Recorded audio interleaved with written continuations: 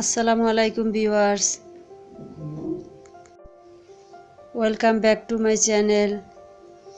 আজকে আপনাদের সামনে একটি নতুন স্বাদের নতুন রেসিপি নিয়ে হাজির হইলাম। তালের পাটিসাপটা পিঠা।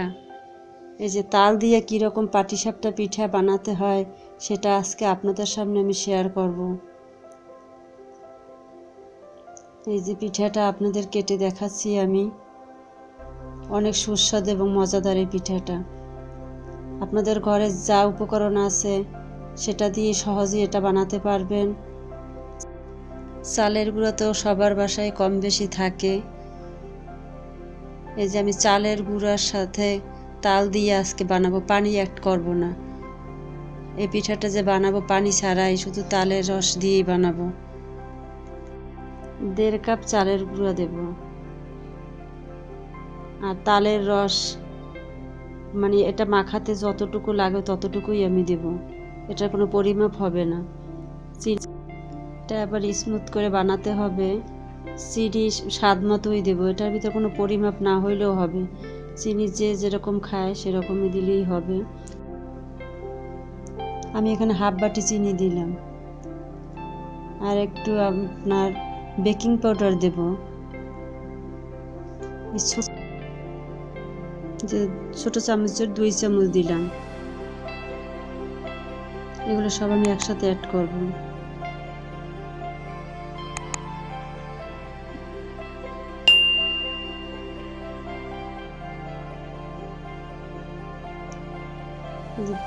দুই চামচ দিয়ে দিলাম।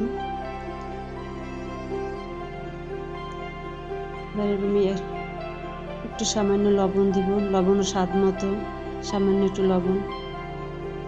মিষ্টি জিনিসে যারা মানে লবণ খান না তারা অ্যাভয়েড করতে পারেন, কিন্তু আমি একটু দিব।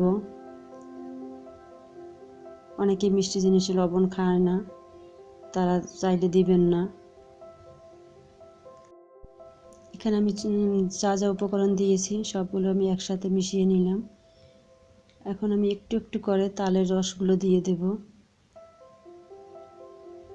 আগেও বলছি এখনও বলি, এটার কোনো পরিমাপ হবে না, যতটুকু লাগে ততটুকুই আমরা দিব। এই যে আবার একটু সবগুলো মিশাচ্ছি, সুন্দর করে মিশিয়ে নিতে হবে। এই যে আমি একটু একটু করে ঢেলে দিচ্ছি। এটা সুন্দর করে ব্যাটারটা সুন্দর করে মিশিয়ে নিতে হবে, কোনো যেন দানা না থাকে। চিনিটা একটু গলার বিষয় আছে, চিনিটা একটু গলবে। সুন্দর করে মিশিয়ে নিলাম।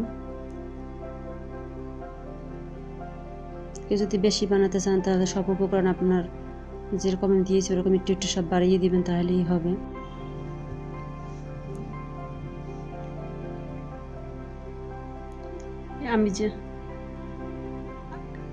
আমি যেরকম করেছি এরকম করে নেবেন। সব কিছু মাখানো হয়ে গেলে পরে নারকেলটা দিয়ে দিবেন।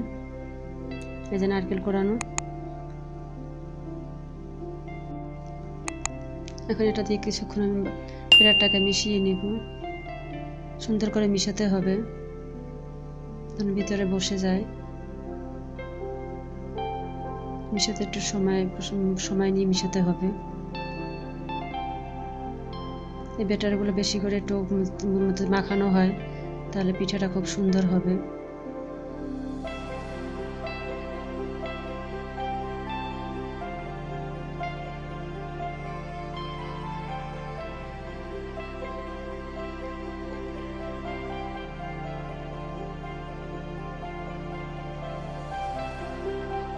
এখন মিশানো হয়ে গেছে, আমি চুলায় চলে গেলাম।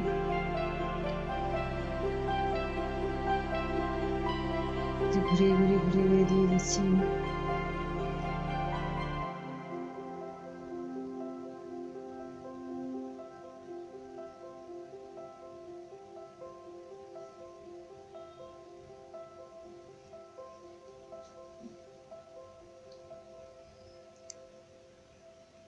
একটু ঢেকে দিতে হবে।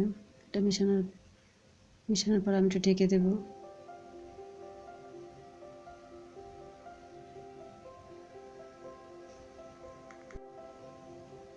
আমি উল্টিয়ে দিচ্ছি।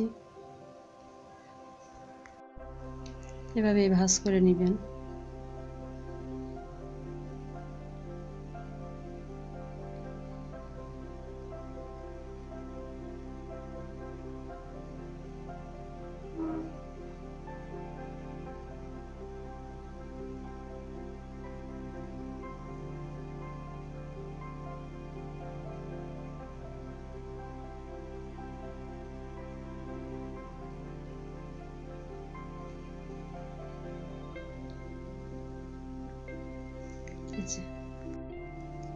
সবশেষে আমার এখন পরিবেশন করার প্রস্তুতি নিচ্ছি। আমি এই যে নারকেল কোরানো দিয়ে দিচ্ছি।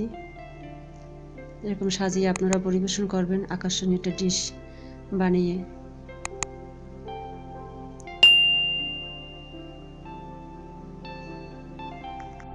এভাবে সাজিয়ে দিলে সবারই পছন্দ হবে, বাচ্চাদেরও পছন্দ হবে। বাসায় কোনো গেস্ট আসলে এরকম পরিবেশন করে দিবেন, সবাই পছন্দ করে নেবে। দেখতেও সুন্দর লাগবে এবং খেতেও সুস্বাদু হবে। বাসায় এরকম ছোটোখাটো অনুষ্ঠানে আপনারা এরকম ডিশ বানিয়ে রাখতে পারেন। এই যে আমি একটি কেটে দেখাবো আপনাদের এখন। আমি শুধু চালের গুঁড়ো দিয়ে করছি, এজন্য একটু মশমশা হয়েছে। এই যে আপনাদের কেটে দেখাচ্ছি, আপনারা বাসায় অবশ্যই ট্রাই করবেন। আশা করি আপনাদের সবার ভালো লাগবে।